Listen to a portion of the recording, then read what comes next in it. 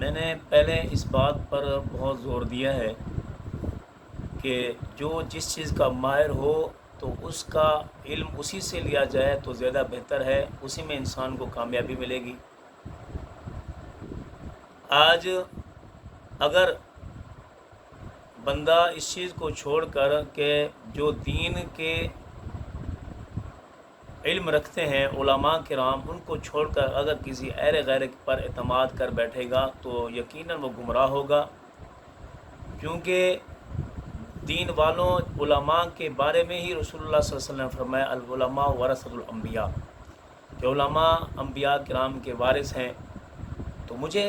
بڑی حیرت ہوتی ہے ان لوگوں پر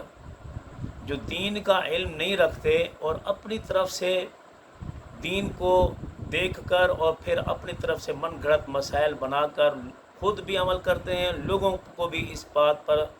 ان کو گائیڈ کرتے ہیں کہ بھائی یہ ٹھیک ہے یہ غلط ہے، لہٰذا علماء کرام کی بات نہ مانیں۔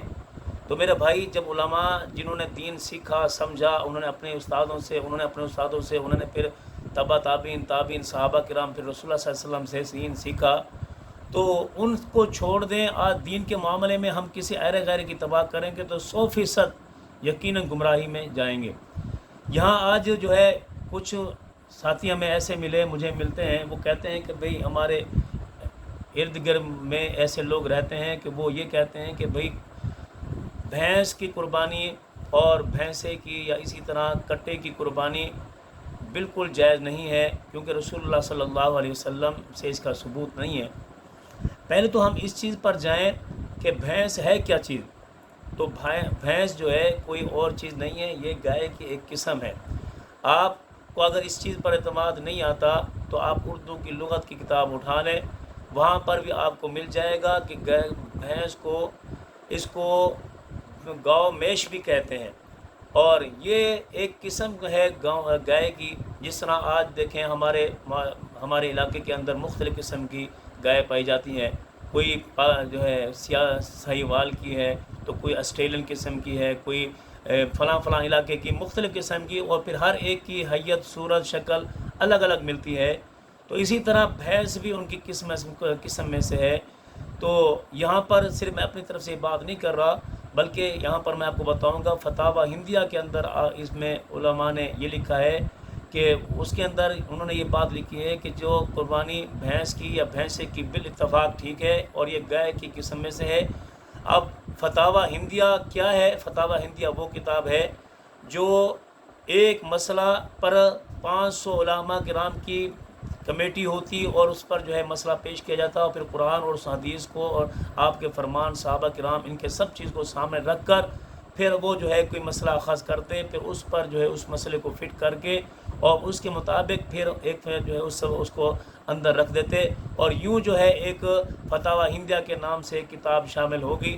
تو اس کے اندر یہ فتاوی ہندیہ کے اندر یہ ہے کہ بالاتفاق بھینس کی قربانی جائز ہے، لہٰذا آپ ان کے جو ہے دھوکے میں نہ پڑیں کسی کے کہ بھی بھینس کی قربانی جائز نہیں ہے۔ اب اس سے پوچھیں، اگر ہم صرف اس چیز کو دیکھیں، صرف حدیث پر ہی بیٹھ جائیں، حدیث پر جو ہے اس کے ظاہر پر بیٹھ جائیں، تو پھر ہمیں بہت سارے مسائل ہمارے جو دور میں ایسے ہو رہے ہیں کہ جس میں جو ہے کوئی حدیث نہیں ملتی، تو پھر ہم اس پر کس طرح ہم جو ہے اس کے بارے میں حکم دیں گے کہ یہ جائز ہے یا ناجائز ہے۔ لہٰذا ہمیں پھر ان کی طرف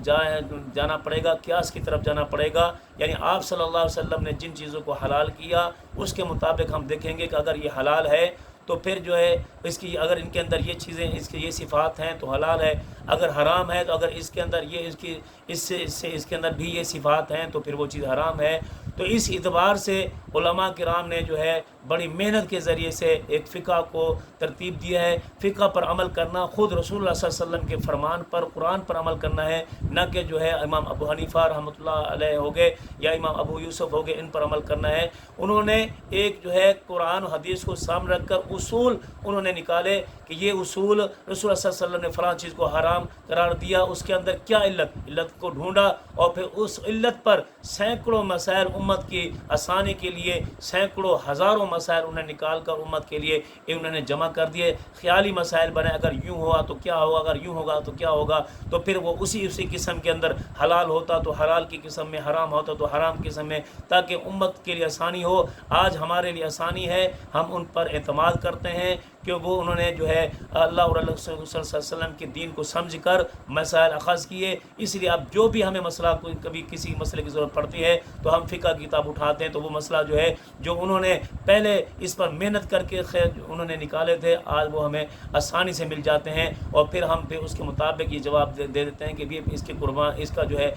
یہ چیز حلال ہے، یہ چیز حرام ہے. لہٰذا ہمیں ان اپنے بڑوں پر اعتماد ہے، اور آپ لوگ جس جو ہے اس پر اعتماد کریں کہ فقہاء نے جو مسائل خاص کیے وہ ٹھیک ہیں. لہٰذا یہاں پر یہ کہنا کہ قربانی اس کی ٹھیک نہیں ہے، تو ایسے آپ کو بہت سارے لوگ ملیں گے جن کو قرآن پڑھنا نہیں آتا، حدیث کی صحیح طریقے سے عبارت نہیں آتی، آج وہ بڑے بڑے فقیہ بننے پھرتے ہیں. میں سوال یہ ہوتا ہے، یہ فقہاء کو تو گمراہ کہتے ہیں، اور خود حدیث کے اندر سے جو ہے اس پر قیاس کر کے اور جو ہے اپنی طرف سے مسائل نکالتے ہیں. تو کیا ہم ان کی اتباع نہ کریں جو صحابہ سے جنہوں نے دین سیکھا، اور تابعین اور تبع تابعین سے جنہوں نے دین سیکھا، کہ ہم ان کی اتباع نہ کریں؟ اور آج کے جو اس پرفتن دور میں جو انسان جو ہے اپنی خواہشات کا تابع ہے، اور ہر قسم کو خواہشات کو ہر چیز پر جو ہے اس کو آگے رکھتا ہے، تو کیا ہم آج کے اس پر تو ہم عمل کر لیں، جس کو جو سنت کے مطابق بھی زندگی نہیں گزارتا، ٹھیک طریقے سے قرآن کو بھی نہیں سمجھ پاتا،